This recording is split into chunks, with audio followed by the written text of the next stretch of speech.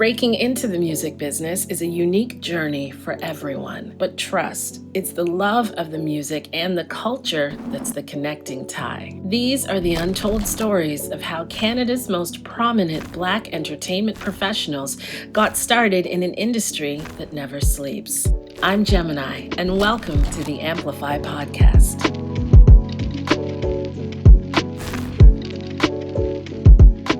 Knowing if you're doing the right thing can be challenging when you're trying to figure out who you are and where you fit in the entertainment industry. But how do you know if you've picked the right career? Should you switch it up if the work isn't getting you closer to your dream job?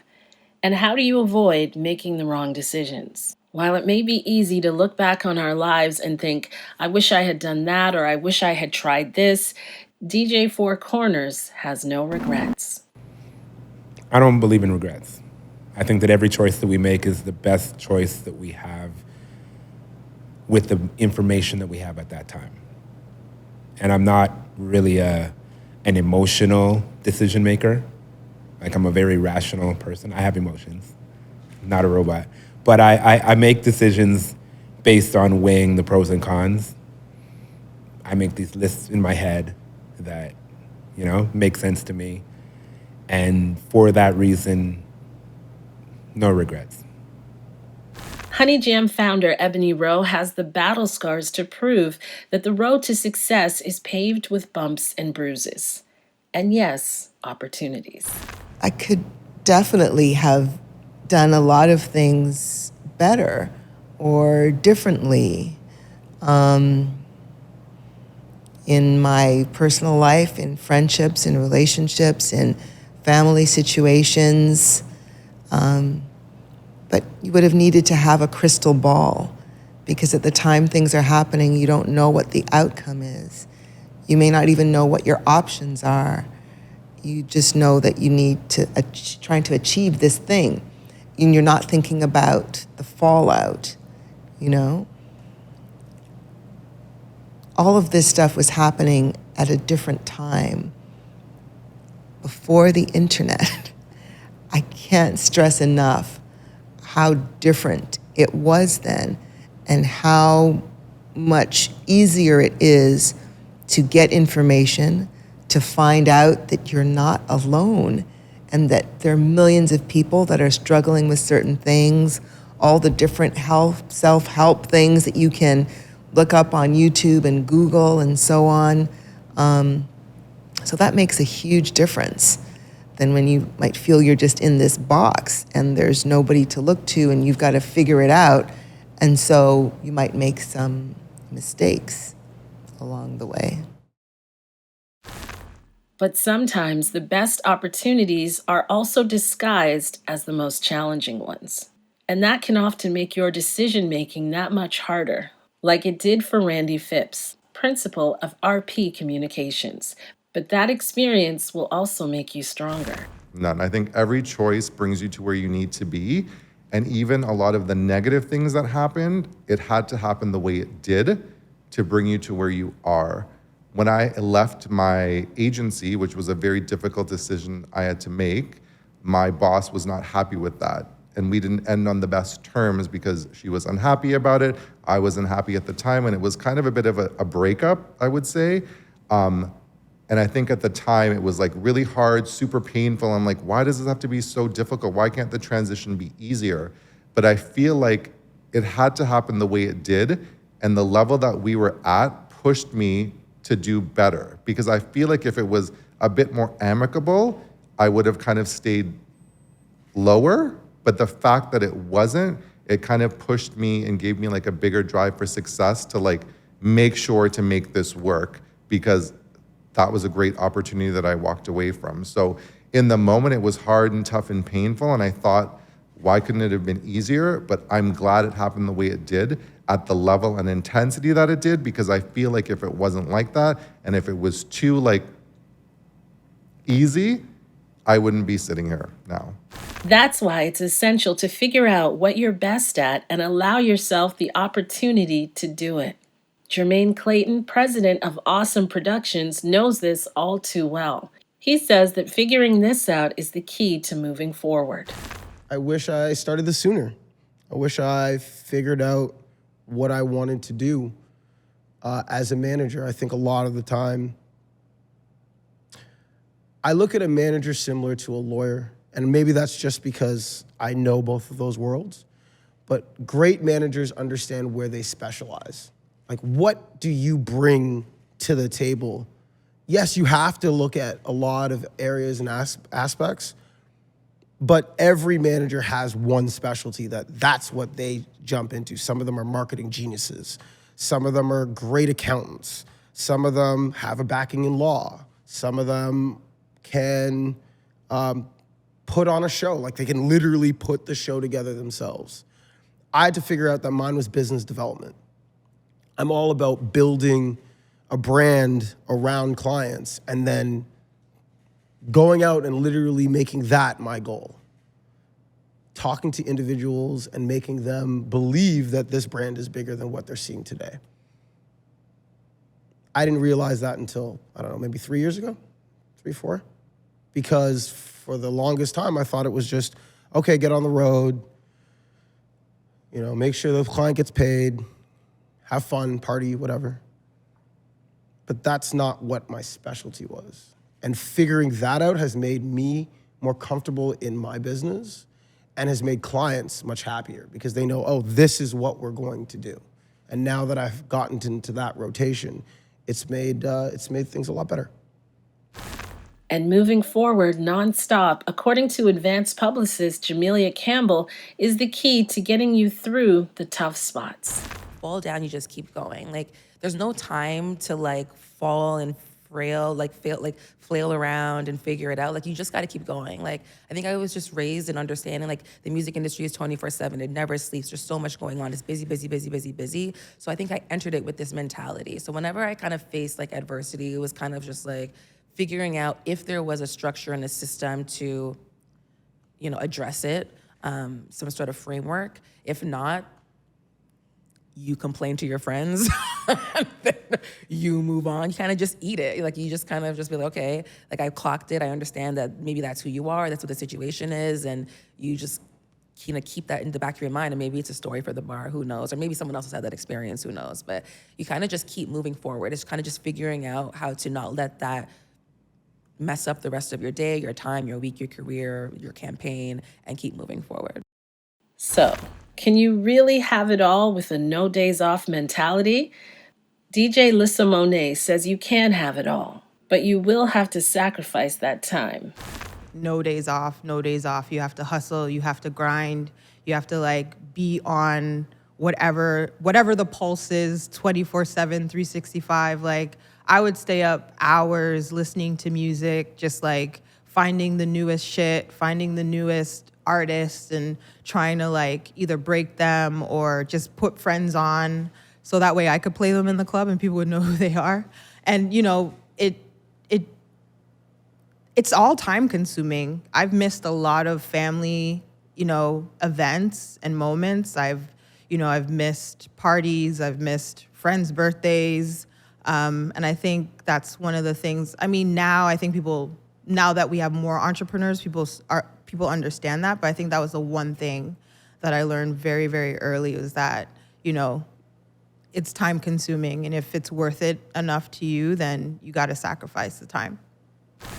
As for the many women who struggle to have a work-life balance, Ebonnie believes you just can't have it all. I told you that there was a part of me that was naive. And I try to not be. I don't believe you can have it all. You have to make a choice. You have to make sacrifices. You have to juggle. It's not easy.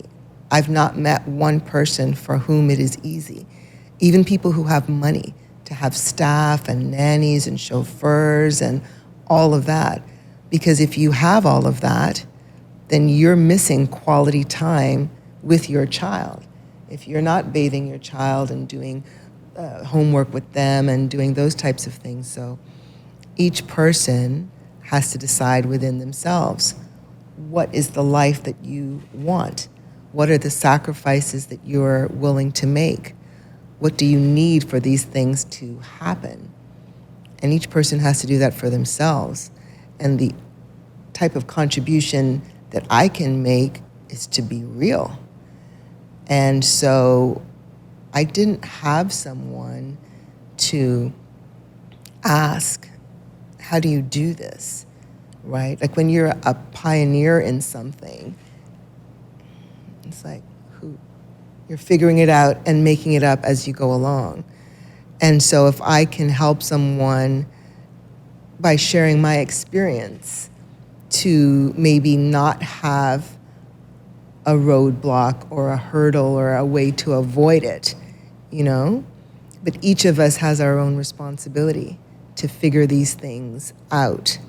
And I think that through the pandemic, a lot of companies have become aware of the time, how important the time is for human beings to be with their offspring and to have some balance in their lives with all the mental health issues that have come out of it as well. There's a lot more sensitivity. So I think of all of the times in the world, this is the best time to advocate and perhaps get some concessions, allowances, change to happen around those things. But I don't know if the utopian idea of having it all, but you define your all. You define it. Long hours and late nights make it difficult for men and women to be the parents, friends, or family members they want to be. According to Jamelia, for the most part, work-life balance doesn't exist. That's something that we should all strive for. I don't know a lot of people that have that, to be honest. When I look at like my colleagues, whatever, like it is definitely 75-25 work. Like work gets a lot of you when you're working in this industry. And I think it's really interesting, especially when it comes to women. I think I don't see a lot of women who are in levels of executive leadership, positions of power. A lot of them that have a lot of that have families. You know, you're giving your nights and your weekends and your hours. Your phone's always buzzing to this job, to this career. A lot of women are single. A lot of women don't have the families. I know a couple. I know one or two. Shout out Carrie Riley. But for the most part, it just doesn't really exist. And so for work-life balance, you just try for the most part. I know a lot of people that have like two phones, so they'll put like my work phones off and now this is my phone, my personal life. I couldn't do that because I would 100% lose the second phone. I would lose the one phone that I have right now. So two phones is just not happening. But I just try, at a certain time, I would like to say I try and shut off, but if you have a priority project or an emergency, someone calls you at 10 p.m., you're working. Like it just kind of is what it is. But for the most part, you just try and be like, okay, my evenings are mine, my weekends are mine. But when Rolling Loud's happening on the weekend, you have festivals, you have things happening, like you kind of just go where work is. So you kind of just try and do as best as you possibly can. Every dream has a price. For media personality Jesse Jones, that can range from not getting married to not being a parent. Where is this advanced interview going? Like, are we gonna pack no, I'm saying that jokingly because I'm like, yeah, I've been very passionate about like my desires and like dreams. And so like, yeah, maybe it's impacted the fact that like I haven't done the kids thing or haven't done the marriage thing like the way friends of mine have. But like we have conversations sometimes where they're like, yo, I love that you're able to see your dreams come out. And I'm not saying that having kids doesn't allow you to do that, but I'm like, yeah, that's impacted some decisions for me on a whole other side of life where I've been like, I want to continue to be able to go down this path and do these things. So yeah, maybe, but ultimately I think like life is about experiences. And we're all having experiences. And if we're happy with those experiences at the end of the day, then I think that's great. If we're not, then we all have choices we can make, And so it's not about, did this person go the right way or whatever. I feel like I'm living in my truth.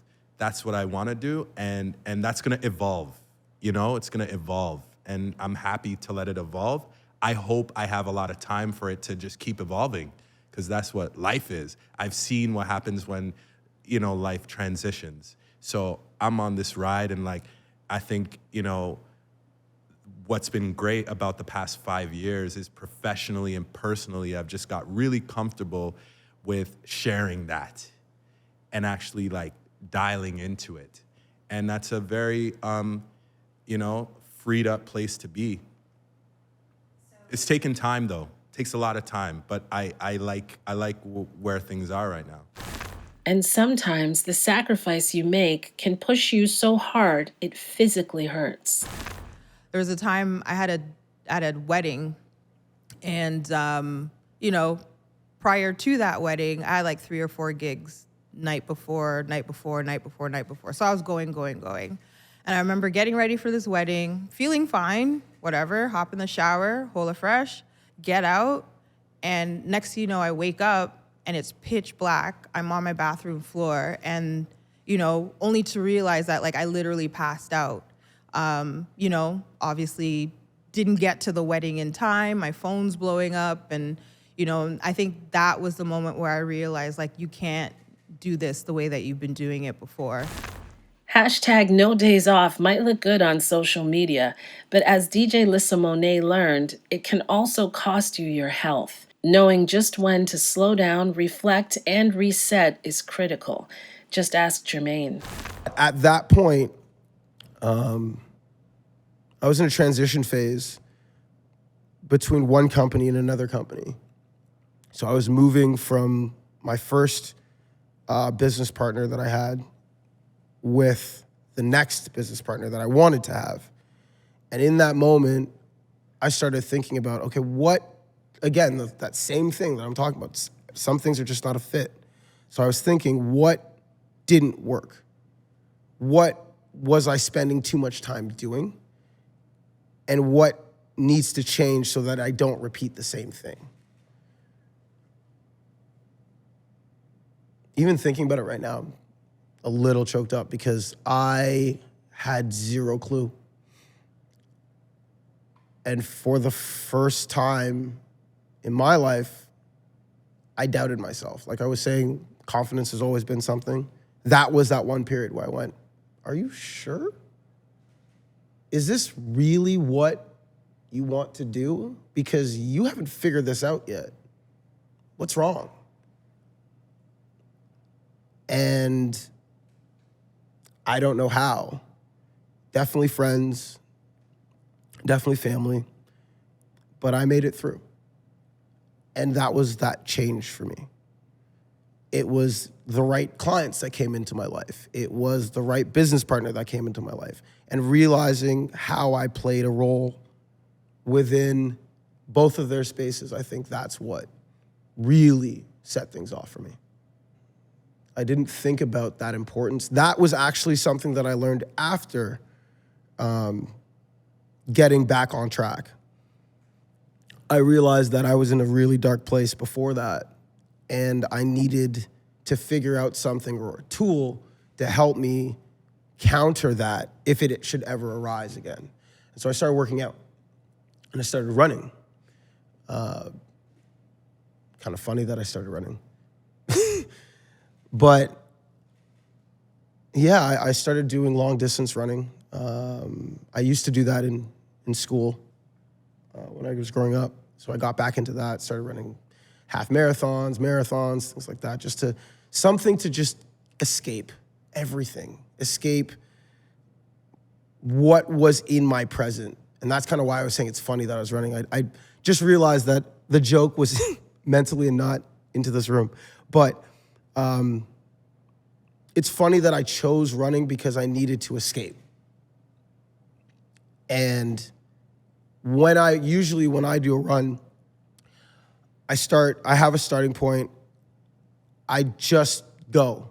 I don't time myself. I don't say, oh, we have to do this today. It's literally just, okay, let's go. But the important part is to get back to where I started. So whenever I finish, it's almost like, all right, this is over, this is done, get back to work. And that's become a great source for me. And that's been the way that I've kind of had that self-care. Life is full of sacrifices and hard choices. But if you're living in your purpose and are passionate about what you're doing, you'll be able to find the blessings in it, as Jesse has. I think it's important to, I have the luxury of like, I don't have, kids running around. So if I want to just like take, just remove myself from a space, I can kind of do that. So I understand like, it's not as easy, but I know like what works for me. So, being in certain spaces and places and understanding what that does for me, understanding what pausing does and removing myself from certain things so that I can think clearly about them. That's therapy, in terms of like being able to know those things work, right? So like, I love what nature does for me. I love what it does. Like being out there and just being able to kind of like be in your own thoughts. I love that. So I lean into that. And then when things aren't working for me, I lean out of them. Like we evolve, right? And I think just being rolling with that and trying not to struggle as much with it has been super helpful. But people used to say, and people still say, it's hairy-fairy when you talk about passion and being passionate about what you wake up for every day. But we've gone through a crazy time the past 3 years, right? We've lived through a pandemic. People are worried about their lives and livelihood and like survival. People had a lot of time to think about what they were spending their time on. And so, if you can be passionate about it and figure out a way to make it your life's work, when those times come, you'll have something to ride for. So I feel blessed that I was given experiences that allow me to tap into that. It's a blessing, and I'll never take it for granted, And I'm continuing to just evolve every day, and I'm okay with that. So. Making tough decisions is hard, but making a success of them is even harder. Is it ever okay to compromise your values or turn a blind eye? Tune in to next week's episode of Amplify to find out.